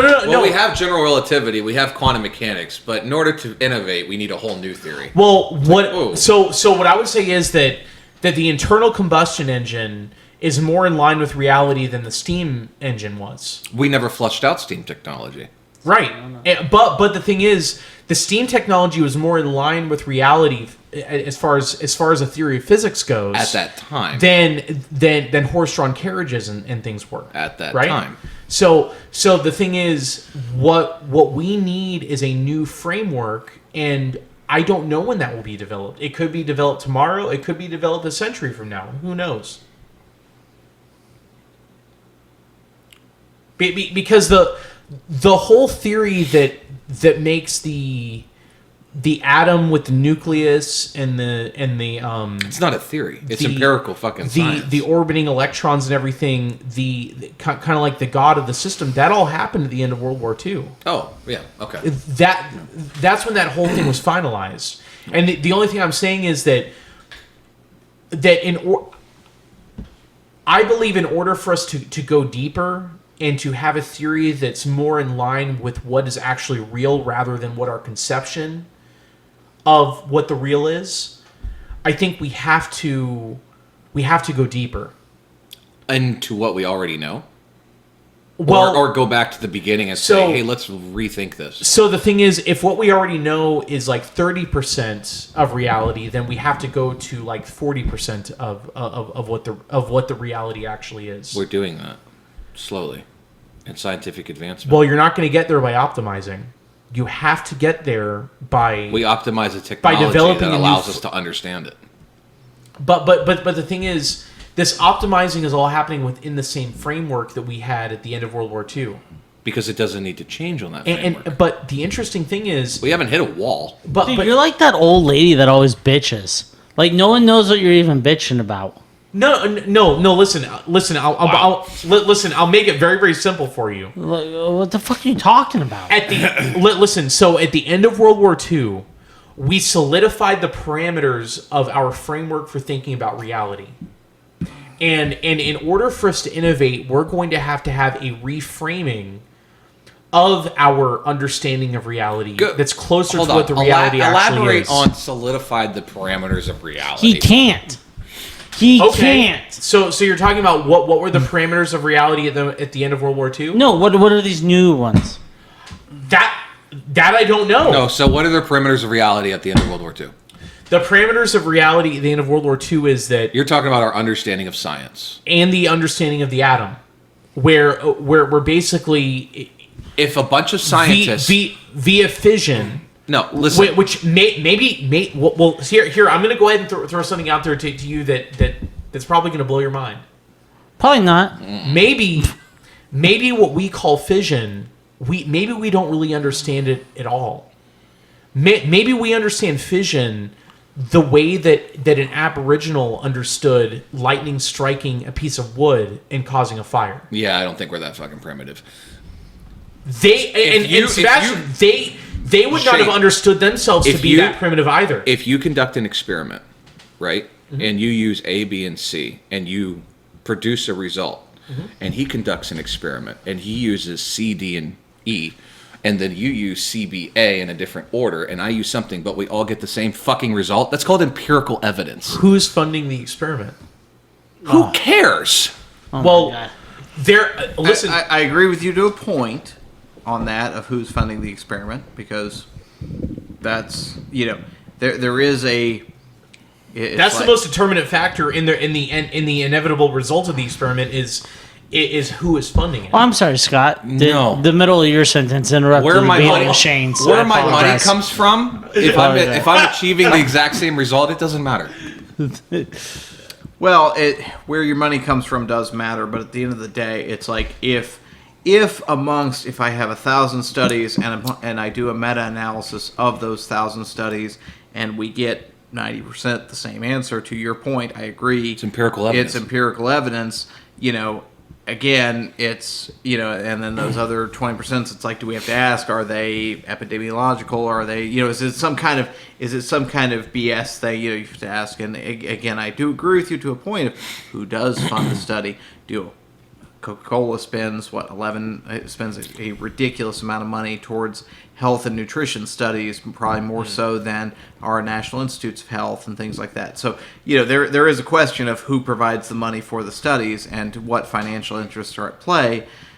But to your point, I see the other side, which is, again, if we all, if amongst the meta-analysis of 1,000 studies or 10,000 studies or whatever, get the same answer. Yeah. Can we agree that with some degree and an increasingly a degree of probability that yes, this is the actual truth? Then While changing the parameters and still achieving the same result. result, You yeah. can't argue that. So some would say it's never this or that. It's always this and that. Kind of like you have to innovate and optimize at the same time because they're equally as important. Yeah. Well, but you see, We don't need to go back and rethink our understanding of the very basic things that are the foundation of science. Now, I understand there's some things in theoretical physics where we need to re-look at this because it's purely theoretical. The only thing that we know is what is in the observable known universe around us. Everything beyond that is fucking theory. Well. So Sebastian, the thing is, if our current theory of physics made total sense and provided us with a framework to interpret and really holistically understand 100% of reality, then there would be no such thing as UFOs. There would be no such Fucking thing. segue. Holy shit. No. The thing is, there would be no such thing as UFOs that defy the currently accepted conventions and rules of physics. Hold on. Are we talking about the conventional rules of science and physics here? Or are we talking about the fucking possibility of extraterrestrial life? No. Listen, Those are two different He's conversations. telling you why extraterrestrials can't exist. Okay, no. No, Sebastian. Listen, I'm not talking about the kind of UFOs that Nico will talk about. Okay, all right. Listen, I'm going to sum up this conversation very fast. I'm talking about the kind of UFOs that have been talked about in congressional committees. I'm going to talk about this. No. Your line of thought. If you're going to reject those things, that's perfectly fine. No. And you can be like an ostrich and bury your head in the sand. No, bullshit. Your Listen line here, of thought Planet is Fucker. you take a fucking glass of water into the ocean and then say, yep, no fish in there. My thought is, you don't fucking know because your case study was this fucking big and there's quadrillion gallons of fucking water out there. What if we had Sebastian. 1,000 glasses? Then No. would that be enough Sebastian. evidence for you? No, Sebastian. It's actually the inverse because what you're saying is that your current theory of physics explains everything. No, I never said that. And the thing that I'm saying is that your current theory of physics doesn't explain But everything. you're on a mission. And the only way, Absolutely not. for us A to fool would say that science truly is fleshed innovate out. is to expand our theory of physics. That's what the we're only way it's fucking going to doing. work. That's what we're doing every day. All right, boys, we got to wrap it up. So I've enjoyed this series of straw men and ad hominem. That's all it is. Yeah. It's all a big measuring here, Scott. That's all it is. And Every all fucking episode. Yeah, and all the straw man and all the ad hominem attacks have all been coming from right over there. Now, have you noticed these two just fucking wild? He's a fucking Jew. That's what it is. And I actually agree with both of them. So I just sit back, play devil's advocate, fuck around with them. He stokes the fire. I don't have a popcorn maker, but I wish I had one. Yeah. Yep, it's a show. That's for sure. Let's all get one last statement and kind of recap our ideas on this particular topic. Do you want to start? No, I will not be starting. Sebastian, you Yes. want to start, and then we'll just go. We're gonna let Sebi and we'll go around from Sure. there. What's the closing? Well, we're just fucking talking about where have you been, dude? all right. Jesus So, Christ, dude, where'd we you don't go? we don't have science, our understanding of the universe fleshed out, dude. Every day we're learning. We have some basic concepts like, general relativity, the nucleus, the atom, and all that stuff, right? A lot of that can't be argued. A lot of that is up for argument. I'll tell you a perfect fucking thing that's up for argument. Gravity. There's about 4 major theories of what gravity possibly could It be. might exist and it might not exist. These aren't retorts. No, it These aren't exists. retorting your Oh, sorry. car. It exists. It can be measured. These aren't conversations. Keep going. No, it can be measured. We're here. Can you we don't provide a understand. measurement Jesus for it? fucking Christ! Do you not understand the fucking concept of this? Go ahead, Chief. Dude, you think like, oh, to innovate, we need to rechange our understanding of our universe. It's always changing. But there's some things that are empirical evidence that it's just, you can't argue it. I guess that's where I'm more liberal I'm and you're gonna more lose my conservative. fucking mind. No. I'm Dude, actually gonna how lose are my you a mind. mathematician and You guys you not fucking say understand this? what the fuck? Scott's right. You guys, you know what this All right, is? I'm done. It's the level. You know the done. level. I'm done. Start Scott, with the C. floor is yours. Scott, please, uninterrupted. I have no comment. I am interested in this argument. No, but at the we're same closing. time- We're closing. We're closing the out. podcast. We're out, Scott. Oh, we're closing. Yeah. Oh, okay. So what's your take on this? Let us pursue both innovation and optimization, and let no other BS get in between. I love it. I wish Shane? it was that simple. Shane, So- and we're limited to 2 minutes Okay, all right. because I know you can go past All right, that. I've got it. So If you bring up Princess Diana, I'm gonna fucking stab you. So the second U.S. president, the second U.S. president to ever be killed by means of assassination was James Garfield, and James Garfield said that those who control the money of a country control the destiny of that country, and that's what I want to let off with. And that's it. That's it. That's That was profound, man. actually, yeah. That was, I have 2 statements. I'd like to say, Scott, I couldn't agree with you anymore. I see the importance. Innovation is massive for us moving forward, but optimization is necessary for the lives that we live. Yeah, unless you want to be a fucking stalemate. And then I would also like to say, did you say that was James Garfield? Mm-hmm. I'd also like to say, fuck James Garfield. Well, conveniently, he's dead, so. Actually, I couldn't agree with James Garfield anymore. I'm just fucking with Shane. Yeah. Guys, I think this is a really good podcast. Hopefully, we can have Scott on again. I want to find a way, Shane. We need to get it to where we can have people like Remote in. Zoom, Yeah. remote in. We This got would be fun. I would enjoy this. This Yeah. is That would be a lot of fun. You do see, it's a lot of like I'm always playing devil's advocate, so no one actually knows what I believe in because I'm just trying to get these two to argue. half see, the well, time. and to be fair, You do it well. Yeah. To be fair, these two arguing. It's great watching a couple of. Isn't it? It's great watching a couple of people argue and just sitting back and be like, So- yes, popcorn. yes, Yes, that'll popcorn, do it. Johnson. Nico plays the devil's advocate, and Sebastian's the devil. Oh Jesus. Okay. Well, I'll take it. that's quite the Whatever. supposition. Yeah, I'm kidding about that. So let's log it off. No. Truthfully, Mostly. Truthfully, everybody here, you're all my favorite people to have a conversation. Absolutely. with. Absolutely. Yeah. Lay off the fucking beating it to Princess Diana. Yeah. Anyways. Yeah, dude. You're just pounding your own drum there. You know what? Listen, Sebastian, you saying that is like her dying again. Okay. All right. So everybody at home, we love you all. We're out. Thank you Peace. guys for listening. Thanks, Love you guys.